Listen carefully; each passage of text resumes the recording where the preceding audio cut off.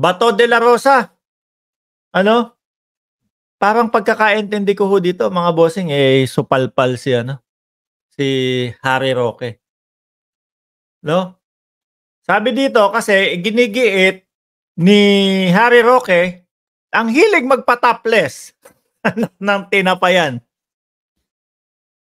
Tingnan natin mamaya kung mapapa-topless natin si Ronnie Liang.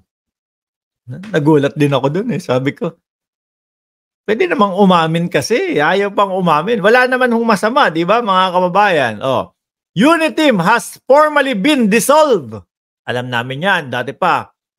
And has just become the leader of the opposition, mga kababayan. Yan yung talagang pinapaulit-ulit ni Roque. Which is tinatanggihan naman po ng Makabayan Bloc. Tinatanggihan po ng Liberal Party na siya ang leader ng oposisyon. Yun po, dekada ba? O mahabang taon na din po, mga kababayan, na sila po talaga, no?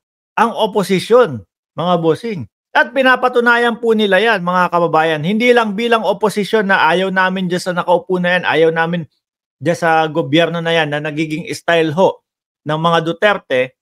Sila, pinapatunayan nilang sila ay oposisyon, lalo ho kapag yung nag-o-oppose lang sila kapag merong hindi ayos sa timpla nila o hindi ayos, no, na nakikita nila. At indirektang pagpapababa sa gobyerno o pagpapababa sa presidente agad ay sinisigaw nila. Nakikipag-usap sila ng maayos.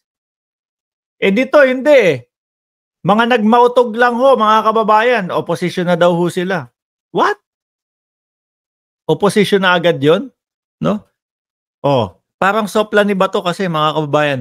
Hindi naman niya sinabi na pag-alis niya sa gabinete o sa cabinet ay mag-full opposition siya. Wala din akong narinig na ganun. Pero mga kababayan, merong mga pahaging, mamaya ipapakita natin yan. Merong mga pahaging na ganun na, kaya sabi ko, medyo orokan ang ating vice-presidente.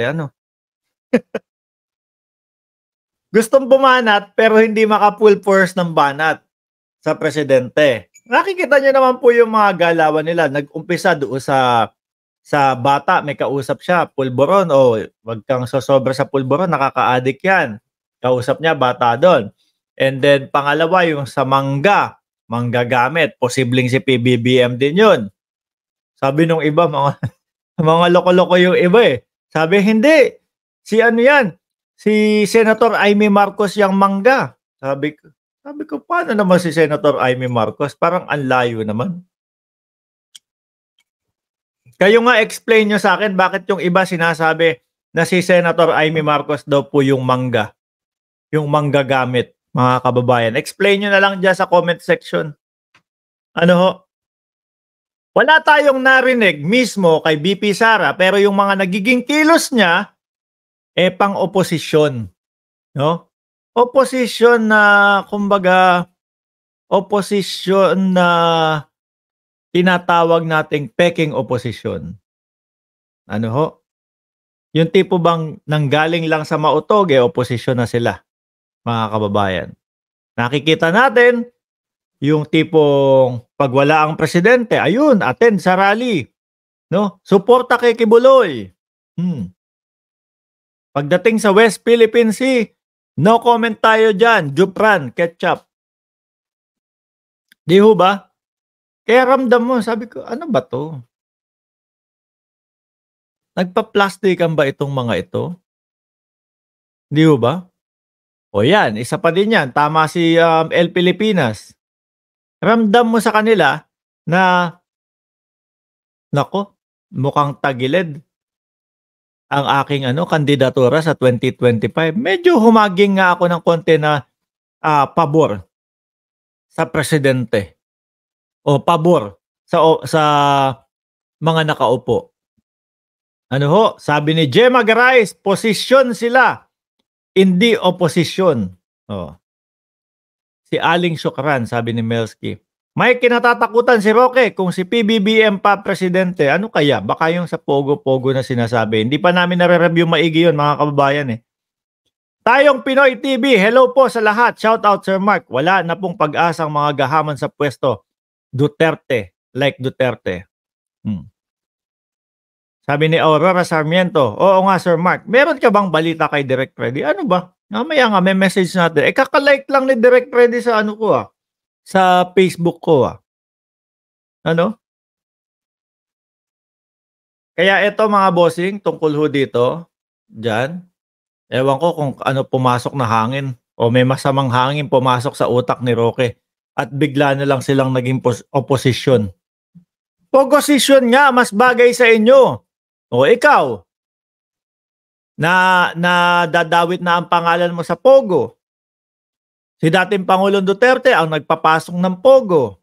O, mas bagay, pogosisyon. Hindi sa oposisyon, tinatakwil kayo ng oposisyon. Hindi naman din pwede sa administrasyon. Panay kayo banat sa administrasyon o doon kayo sa pogosisyon. Di ho ba? Huwag natin iboto ang mga Duterte dahil may bad intention at purpose nila sa gobyerno. Nahalata yun, mga bossing? Nakita iyon at naramdaman ng taong bayan. Ako, eto palang mga ito. Galit. Nagagalit po ito, si Tina B. Tama. Lintek na butandig yan. Hindi manahimik. Biruin mo, ikaw talo ka na nga sa karera mo sa Senado.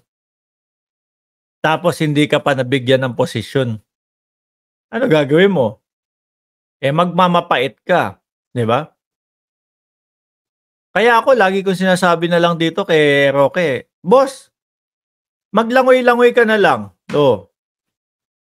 Tapos maghanap ka ng magta-topless. Ano kaya? Hanggang ngayon, questionable pa din sa akin, mga kababayan. Questionable pa din ho sa akin, mga bossing na kung napatopless niya ba si Ronil Yang, no? Jun VG, galing mo Sir Mark, nakakalibang magpaliwanag kahit ang topic ay seryoso, mga nangyayari sa ating bansa. Salamat po Sir Jun VG. Yun pa din ho talaga ang tanong ko Naiwan ho sa aking isipan kung ano nangyari doon. Kung napatopless niya ba o kung meron bang ayan So maya-maya tignan natin kung mapapatopless natin si Ronil Yang. Okay. Ako magtatopless ako. Naiwan kasi tayo hanggang dito na lang ho sa balita mga kababayan. Tapos biglang pasok na yung opposition na daw po sila. So eto, saan ba nakita itong video na to?